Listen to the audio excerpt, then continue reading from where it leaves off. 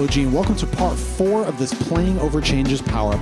As usual, if you enjoy this type of instructional material, feel free to check out my Patreon at the link below. And now let's get on to the lesson.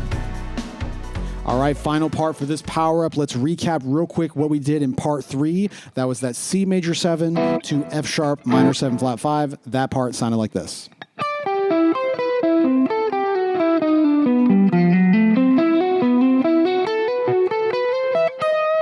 This is where we will begin today's part. That is D sharp on top because the chord we are playing is B7, B dominant 7. Now you might be saying, aren't we in the key of G or in the key of E minor? There is no B7 in that key. It would be B minor. Well, this chord is functioning as what I call a 5 of, or in particular, a 5 of 6 or a 5 of E minor. So the next chord we play after this B7 will be E minor. And B7 is simply built on the 5 of E, which is why it's called a 5 of, and those chords are always dominant 7th, or major at least. When you hear them, your ears want to hear it resolve to its final target chord. If you're not familiar with this idea, I have a whole series of lessons on this exact sound, which you can check out at the links above.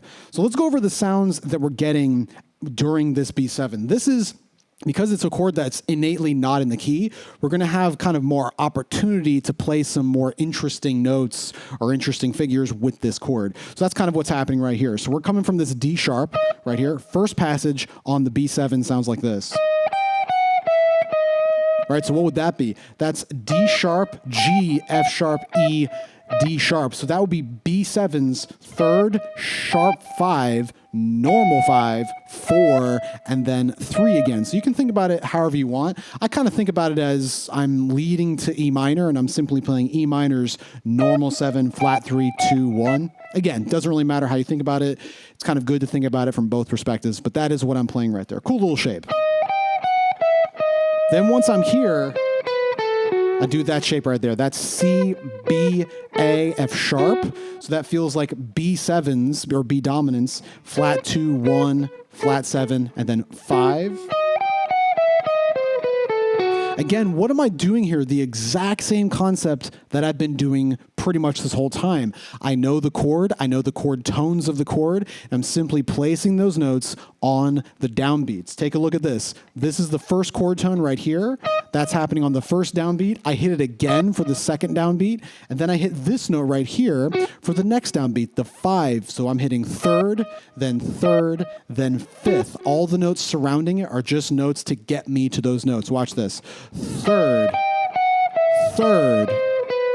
That's all I'm doing, right? All those notes in between are there for color. I'm really just targeting those normal chord tones. Once I'm here on this 5th below, I then dip into a related sound to B dominant 7s, which is up a half step, diminished. Very, very classic sound because most of the notes are exactly the same. If you're not familiar with this concept, I also have a lesson on this exact sound, which you can check out at the link above or below if you want to get further into this mixing dominant sounds with diminished. So I'll play that one more time. After I hit this F sharp right here, grab this C, come down a full diminished 7th arpeggio. From C all the way down to this F sharp right here, which will then resolve up 1 fret into G. Why G? Because the chord has changed at this moment. We are now on E minor. We have now resolved. G is simply the third of that. 1, 2, 3. We're nailing it because we know it's a chord tone. Let me play that whole passage one more time. This is all over B7. Little diminished right here off of C, all the way down to F sharp. Just like that. Ending on this G. I'll play that one more time.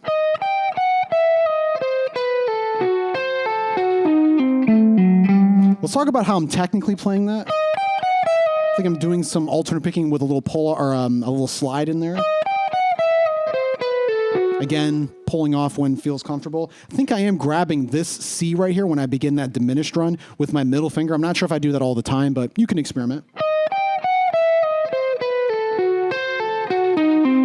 That whole thing, if you watch, pull off 1 upstroke to grab those 2, pull off, upstroke, pull off. That's how I think I'm doing it. Just like that. Now, once we're done with this whole B7 run and we're now fully on E minor, we're going to do this shape. Really simple.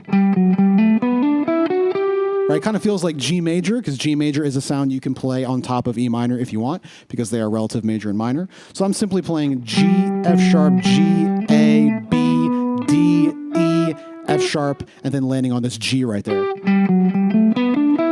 Again, still locking onto chord tones, right? Where are my downbeats? Bam, bam, bam, just like that. And what would these notes be? That would be G, E's third, B, E's 5, and then walking up to G, again, E's third. Very simple kind of scale-y type passage. Now, once I'm here, I'm actually going to dip into another chord sound, and this is C minor, or C minor 6 to be specific, or really C melodic minor. If you want to be specific, why would I be playing that? That is a sound that comes from the B dominant. It's related to that. Again, if you want a lesson on this, I'll put a link above or below because I do a lesson on this exact idea as well. So once I hit this G up top, I hit the G, walk up the C minor arpeggio with a normal 7, sounds like this. And then we end here on this E. Why would I end on the E? Because that is the root of the chord that we are eventually moving to. So let me play that passage one more time. Here's the G on top. G, C, E flat, G, B natural, A, G, F sharp, E, just like that. Now, in this playthrough, when you watch me, I'm actually doing it with a certain fingering that I'm actually not doing in the final video, because I kind of mess around with this. I recorded the final whole run through before I record the individual ones. And as I was practicing, I kind of realized there's one finger I kind of like maybe a little bit better. The one I'm doing in the final video is this. This is what I just played. G, C, E flat, G, rolling my pinky to grab the B, G, B, and then simply A, G, F sharp, E. But when I was practicing this one by itself, I kind of liked, instead of playing the B right here, rolling my pinky to grab the B, I was actually playing G and then playing the B here, and then walking down like that. So that would look like this. It kind of feels like that would be a worse fingering because it's such a big stretch, but for some reason, rolling the pinky and then lifting it up to make sure I can get that A just felt awkward when I was doing this isolated part by itself. So that's kind of how I'm doing it in this video, the one you're about to see. Right there. Excuse me. That's how I'm doing it here, but in the final video, I'm doing it the way I played earlier. So again, you can experiment with however you want to do these fingerings. It's completely up to you. Same notes, same idea, just slightly different kind of approach. So let me recap all of that because that's what we're going to play in this final video. That's all we're doing.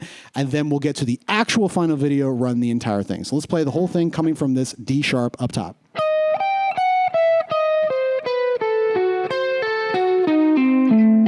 Now we're on to the E minor. Hit this G, now we're on to this C minor sound. So G, C, E flat, G, B natural, A, G, F sharp, and then E. Or you can grab the B like I was doing up top. So let me play all of that one more time.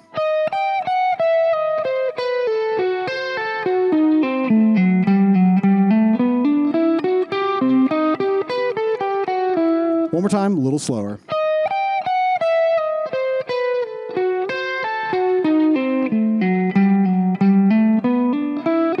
Other fingering. And that's the whole thing. So practice this up just like you've done the whole thing. I'll do a real quick recap before we do the final video so you make sure you're playing the entire thing nonstop, hitting all these chord tones, locking in with the chords as they change, which is the whole point of this power-up. But yeah, practice this one. This one's going to run from 75 to 120, a little faster. This one's probably the most, maybe one of the trickier passages to play, and also kind of has the most interesting notes, at least in my opinion. So hopefully you're ready for this one. Let's get on to this track.